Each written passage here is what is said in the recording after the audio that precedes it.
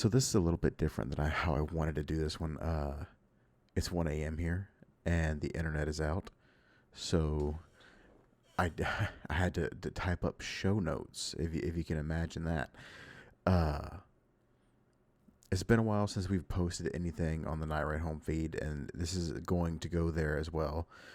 But this is basically my introduction to the new project that we're starting up called the Lore and Distortion podcast. And it's going to be pretty similar to the Night Ride Home, except that we're going to have more people on the show.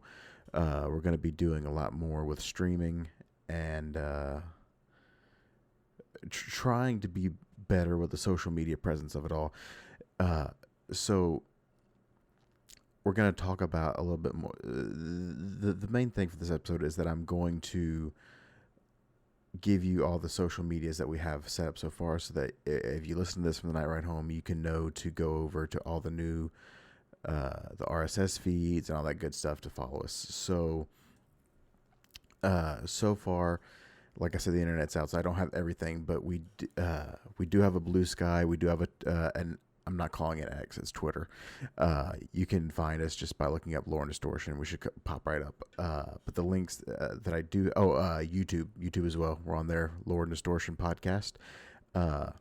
Also, we are at twitch.tv/Lore and Distortion. We also are going to have a Kick page. We're going to have a WordPress page just like last time for the Night Ride Home. So if you're listening to this from the Night Ride Home, it was a really good run. I think we were running for like 2 years, maybe 3.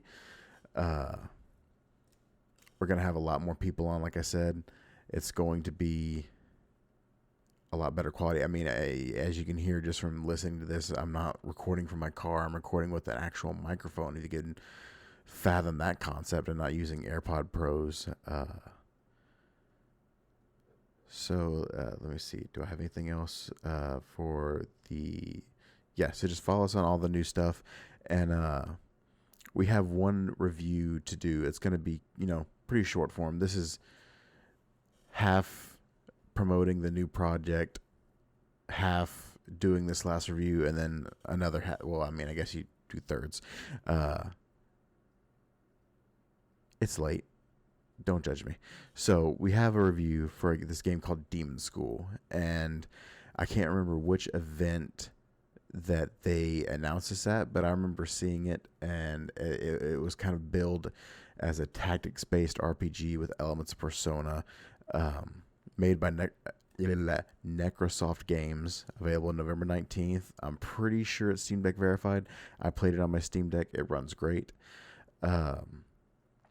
You play as Faye, and you're sent to this island where you have to, basically every week, you have to find a cursed object. And to do that, I mean, you explore the island, you find clues, you do a lot of fighting, and we'll get into the stylistic elements of that later. But before we get into the combat and the gameplay, I've just got to shout out this game for having an absolutely incredible art style. It's got a great retro feel to it. The soundtrack is absolutely phenomenal. So the gameplay, like I said, if you're familiar with Persona at all, it's very similar. There's a day-night cycle where you can go around, you can explore the island, you can find things at certain times. There are things that are available at nighttime that aren't available in the daytime. I mean, it's pretty standard stuff when it comes to that kind of formula. The real difference here is the gameplay, and, well, I should say the combat gameplay. So basically, you have it's a turn-based combat system on a grid, and each turn you've got your playable characters, and you have a certain amount of ability points that stretch out over all the characters. So you can,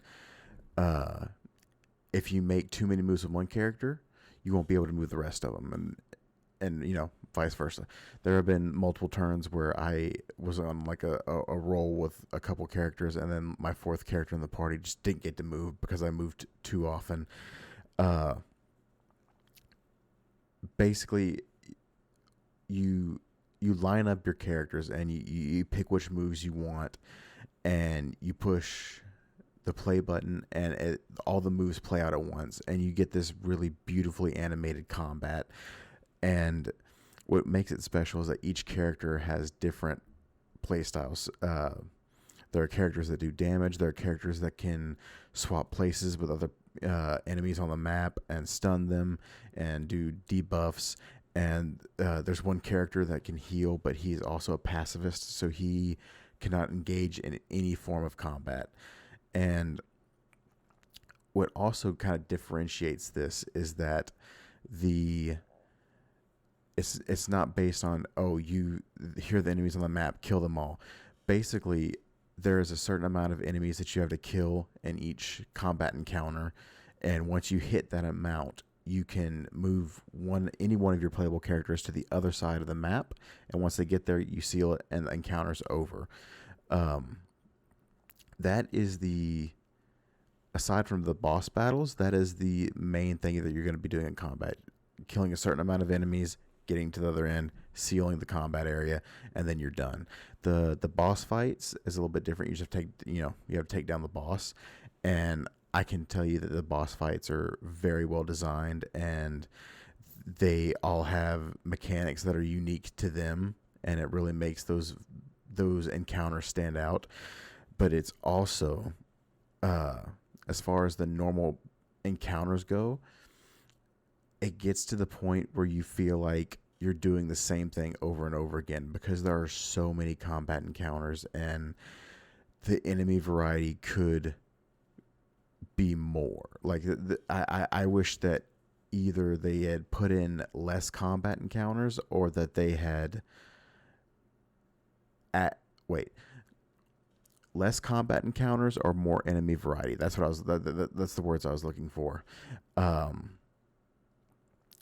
yeah, that's and that's the thing about this game. That's really the only issue, because it was just to the point where towards the end of my time with the game, I was dreading any kind of combat that wasn't a boss battle, because it just got to feel like I was doing the same thing over and over again. Luckily, this game has a cast of characters that is very well written, and you will most likely fall in love with every single one of them. I can't recommend this game enough, despite the combat issues, because it is a game that is very special. It's obvious that the team cares about it, and they put a lot of work into it. Like I said, it's out November 19th, which is technically today, and this episode should be out today. Unless the internet doesn't come back, then it won't be out today. But, like I said at the top of the episode, this is the last thing that we're going to be posting the Night Ride Home. If you want to go back and listen to any of the old episodes, I'm not taking them down. I'm not moving them anywhere. All of the episodes are going to be there. All the written reviews that we did over the years are still going to be on the WordPress page, and the YouTube account's going to stay up, unless, YouTube takes it down or something like that. I don't know if they do that, but be sure to go over to Lore and Distortion podcast on Spotify, Apple Podcasts, whatever you listen to. Subscribe to us, follow us, all that good jazz. Like I said, we're at twitch.tv/Lore and Distortion. We're on YouTube. We're also going to have a Twitter and Blue Sky account, Kick, and a WordPress page, just like we did with the Night Ride Home.